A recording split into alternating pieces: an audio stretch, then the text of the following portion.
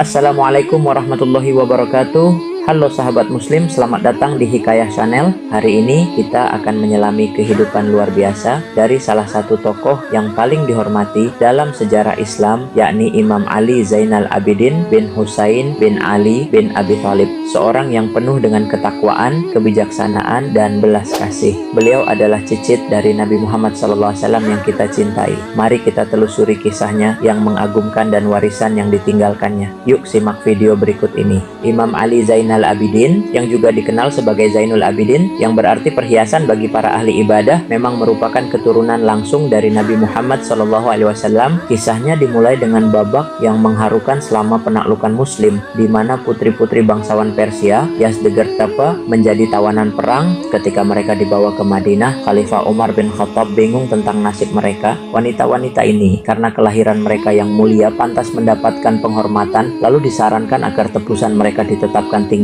agar hanya orang-orang terhormat yang bisa menebus mereka. Ketiga putri Raja Persia tersebut memilih 3 sahabat terkemuka Nabi. Salah satu putri memilih Abdullah bin Umar bin Khattab, yang lain memilih Muhammad bin Abu Bakar As-Siddiq, dan yang termuda serta tercantik Saharbanu memilih Husain bin Ali bin Abi Thalib. Saharbanu, yang berarti ratu wanita, masuk Islam dan mengambil nama Qadzalah. Dari pernikahan ini lahirlah sosok penting, Ali Zainal Abidin. Sayangnya, ibunya Saharbanu meninggal dunia tak lama setelah melahirkan karena komplikasi, meninggalkan Ali kecil untuk dibesarkan oleh seorang pelayan setia di bawah bimbingan penuh kasih dari ayahnya, Husain. Ali Zainal Abidin yang masih muda menyaksikan tragedi menyayat hati di Karbala, di mana ayahnya dan banyak anggota keluarganya syahid. Dia adalah satu-satunya laki-laki yang selamat dari keluarga Husain. Karena usianya yang masih muda dan sakit saat itu, seiring bertambahnya usia, Ali Zainal Abidin menyerap ajaran dari sahabat-sahabat Nabi yang masih hidup seperti Anas bin Malik, Abdullah bin Umar, Abdullah bin Abbas, dan Abdullah bin Zubair. Dia juga belajar dari ibu-ibu kaum mukminin yang terhormat termasuk Aisyah. Pengetahuan yang luas ini menjadikannya salah satu ulama terkemuka di zamannya. Seorang tabi'in senior,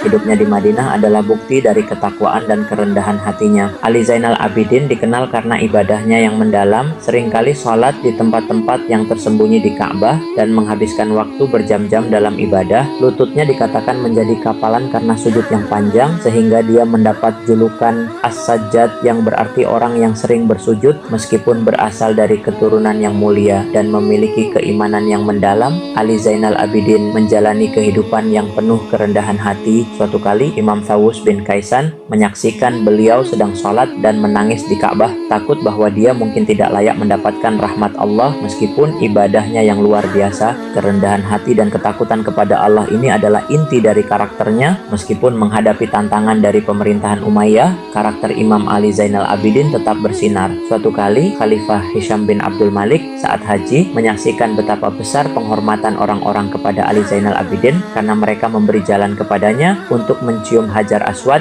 Ketika Hisham pura-pura tidak mengenalnya, penyair Farasdak membacakan syair yang memuji Ali Zainal Abidin, yang kemudian menyebabkan penahanannya karena keberaniannya. Kedermawanan Ali Zainal Abidin tidak tertandingi. Dikatakan bahwa selama masa-masa sulit, penduduk Madinah akan menemukan makanan dan kebutuhan pokok yang diletakkan secara anonim di depan pintu mereka. Setelah wafatnya, sumber amal tersebut terungkap sebagai Ali Zainal Abidin sendiri yang memanggul barang-barang tersebut pada malam hari. Pengampunan dan belas kasihnya legendaris.